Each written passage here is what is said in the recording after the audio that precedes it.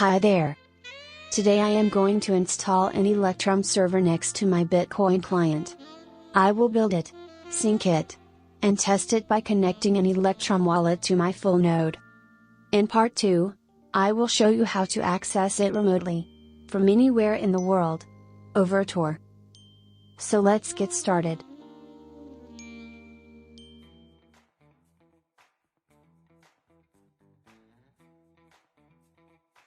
My Bitcoin node is ready, running over Tor and I2P.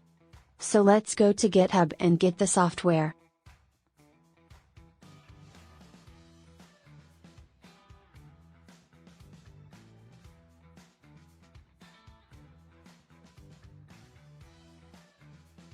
Latest release. There's no binaries, so we will have to build it from source.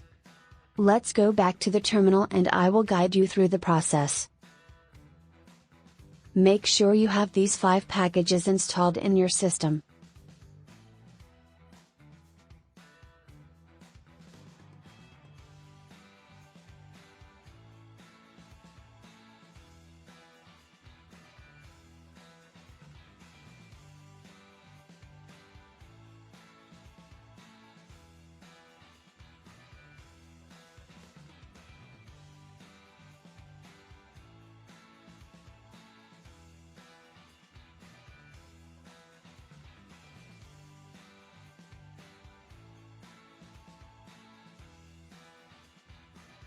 Next, copy the path to the Git repository.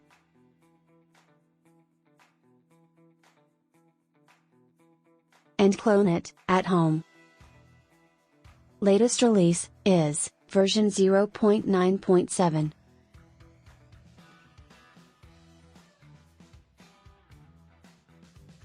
We will now check the digital signature of what we downloaded. To do this, first we need to import the signing key. Let's look for it in GitHub. There's the fingerprint. I'll follow the link. We might get lucky on his website. There it is. Copy the path to the key, and we will fetch it and import it with one terminal command.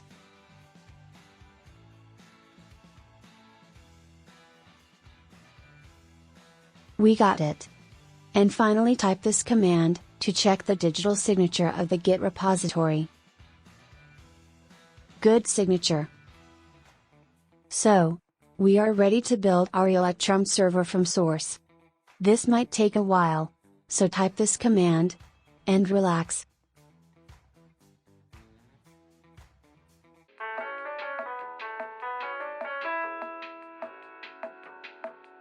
A few moments later.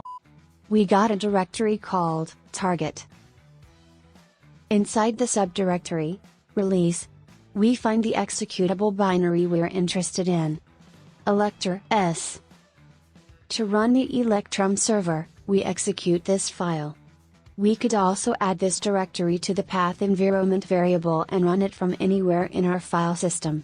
Or, we could copy the file to some directory already in path. Like user local bin, for example, which is where I keep my Bitcoin binaries. Instead of copying the file there, I will create a symbolic link, so I don't have to deal with this every time I upgrade to a new release.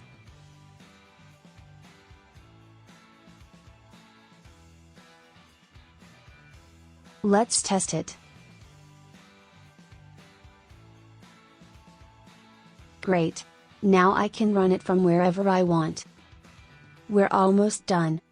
Now we need to create a data directory and a configuration file for the server. The directory, I will create at home. And I already have a config file with some defaults filled in.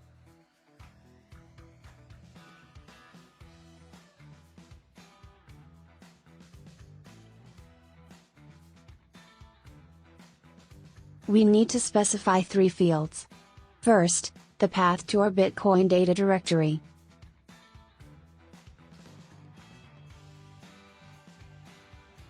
Second, the path to the Electrum server database. I will call it DB. next to this config file, in the server's data directory. Finally, I will specify the logs level. Info should be enough for normal operation. If you have any issues later on, come back to this step and make the logs be more verbose by typing debug. One more thing. In order for the Electrum server to work, you need to have the RPC authentication set up in your Bitcoin Core client. I will leave a link below showing how to do this. We are done here. Save and exit. So, we are ready. The first time we run it, the Electrum server will scan the whole blockchain to build a 30 GB database of indexed UTXOs and addresses. Once built, it will allow you to recreate the balance of any public key that you provide to the server, in real time. So be patient. This might take hours, depending on your machine. You run the server by typing electrs.conf, and the path to the configuration file. I will just leave it running overnight, and we'll see you tomorrow.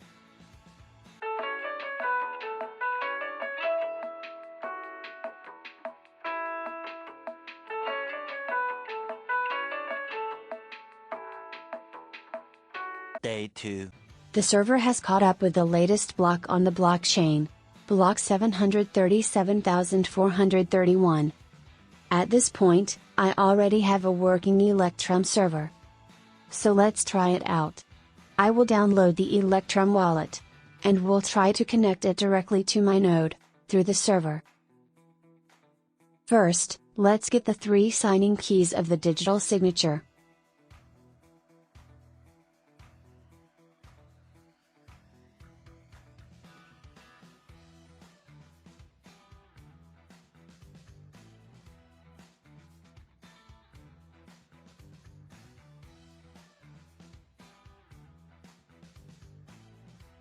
I will import all 3 keys at once.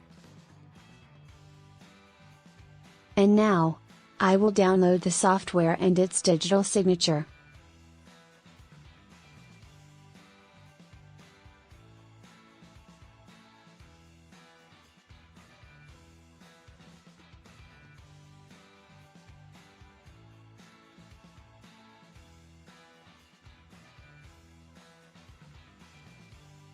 Checking the signature. Good signatures. I'll move the file to my home.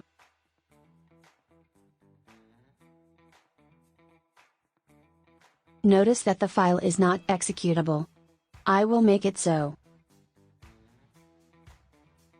Now we can run Electrum. But first make sure you understand the following. If you look at the configuration file that we provided to the server, you will notice a field called Electrum RPC address. It is set to 127.0.0.1:50,001. This means that the server is going to be listening on port 50,001, in the local host machine. The following command will list any processes listening on port 50,001.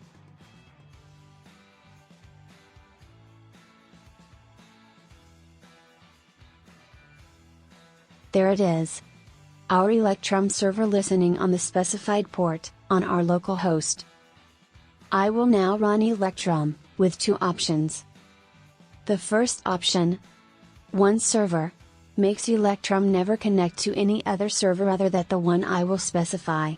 So, if my server is not running, or if it fails, Electrum won't send my public key to anyone else's server. In the second option, server, I will specify the location of my Electrum server. It is in my local host machine, listening on port 50,001. Finally, I need to add a colon, followed by the letter T. This means that we are not using an SSL certificate to create an encrypted connection. In part 2 of this guide we will improve on this, but for now, this is okay. After all, both Electrum Wallet and Electrum Server are talking to each other on the same machine. So we are ready. I will execute. and create a standard Bitcoin wallet.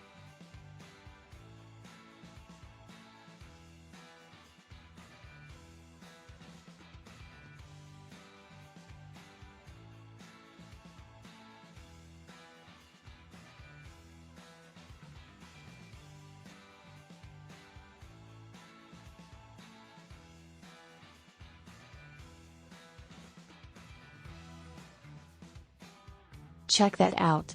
We are connected to a server. Ours. Let's stop the Electrum server by pressing Ctrl+C. Not connected. I will start the server again.